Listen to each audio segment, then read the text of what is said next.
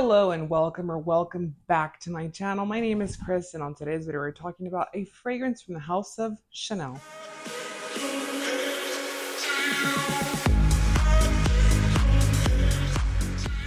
So today we have a very nice fragrance. So this fragrance I actually did have already. I did have it in the Eau de Toilette concentration, but I wanted to give you the most up-to-date impression on this fragrance because they did change significantly when they changed from Eau de Toilettes to Eau de Parfums. And I'm talking about Cuir De Russie, which is this fragrance right here. It is a 75 ml bottle or 2.5 fluid ounces. This is the Eau de Parfum concentration. And I have to say, it is a little less harsh, at least in my opinion, from the Eau de Toilette. Do I like it more? No. But do I think it's nice? Yes. I think that it's kind of touching and kind of creeping on Coco, the Eau de Parfum's territory. Before we get into all of, the notes and all that stuff, I do want to give you context of this fragrance because this fragrance is significant. Out of the Les Exclusifs range, there are only a few fragrances that Coco herself actually launched together with her perfumer. And this is one of them. This fragrance has been in many different concentrations, has changed to many different bottles.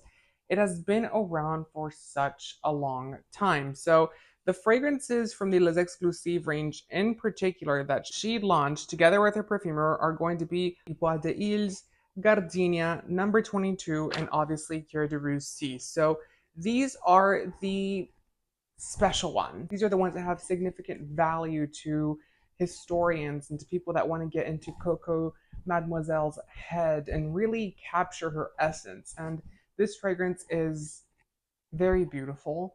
It has some sadness to it. It has some complexity to it. It has a very harsh exterior, but once you get on the inside, it's very soft and delicate, just like Coco Chanel would have been. So this fragrance is a reformulation. Obviously, it was relaunched and reformulated by Jacques Bolge in 2016 into the Eau de Parfum concentration.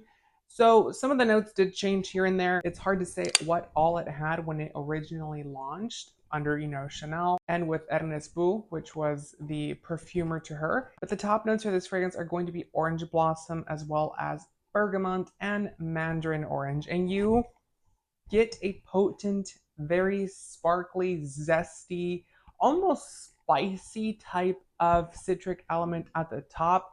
It's kind of like, have you ever had an orange that is, I don't want to say it's old, but it's very bitter to the point where you can't eat it. It's just a lot to handle. This is the kind of orange you're getting in this fragrance at the top. It's sparkly, it's fizzy, it's tart, it's sharp, and it may be even a little spicy. Then in the heart, we're going to get jasmine, ylang ylang, and rose.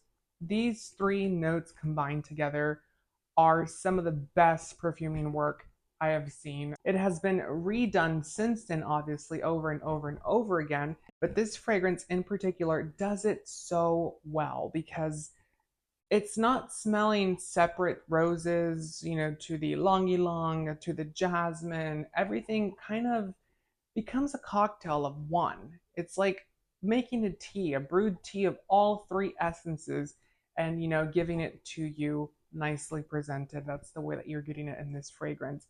Then in the base, we're going to get birchwood. So this scent is going to be floral. It's going to be harsh. It's going to have that signature trait of Chanel, which is going to be that fizzy, sparkly powderiness at the bottom, obviously.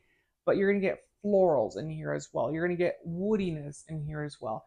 It's just a beautiful, magical scent. Now, the original one, let's just compare it because the original notes for it, the one that Ernest Bou did launch with Chanel, top notes were aldehydes and orange blossom. Hearts were supposed to be jasmine, rose, ylang ylang. So that has stayed the same. In the base, they had tobacco, leather, cedarwood, amber, and birchwood. So it's hard to say if these are not still in this fragrance because the way that perfumery now works in today's market is they will list out their star ingredients. So, or what some companies call their hero ingredients. And essentially what that means is that they're only going to put out there what they want you to know or what they are trying to present to you for the fragrance and the vision that they're trying to push out there for you. but there are much more notes in the background that they are not publishing to you. They're not required to. They are required to list the ingredients on the back of the actual packaging.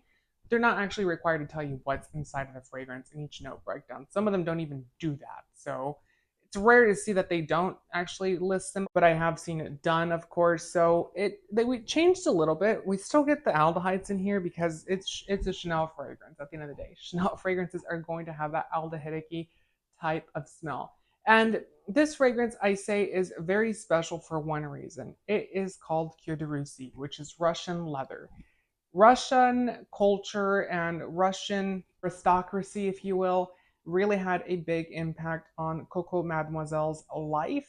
She actually did date a Dmitry Pavlovich, is the guy that she dated, and he was obviously Russian and he had a big influence on her. She did bring those references into her couture dressing as well. So she took inspiration from her life, as all of us do. And like I said, this fragrance does have a big significance when it comes to that into the House of Chanel, because this fragrance is kind of going to be, like I said, if you have smelled Coco the Eau de Parfum, I think that one was launched, what, in the 70s? It's similar to this, just in the underlying underpinnings of that actual fragrance. It's not going to be a one-to-one replica. It's not going to be a copy. It's not going to be a clone to that. It's not going to be, Coco is not going to be a dupe to a Cuir De Russie or anything like that. They are sister fragrances from different lines, obviously, but they kind of have that same underlying spicy vibrancy, sparkly and effervescence that comes with the Chanel fragrance. But this one itself does it so much better, because you have to understand, this was launched in 1924. I think it was ahead of its time. I think it's still beautiful to this day. I think it's very empowering, but I think that if you are, I want to say, under 25, you will probably not appreciate this fragrance, because you will smell it and think it smells like grandma, because we kind of have this association that the better perfumes from the 90s, the 70s, the 80s are grandma, and that's not true. I think that this fragrance is very modern.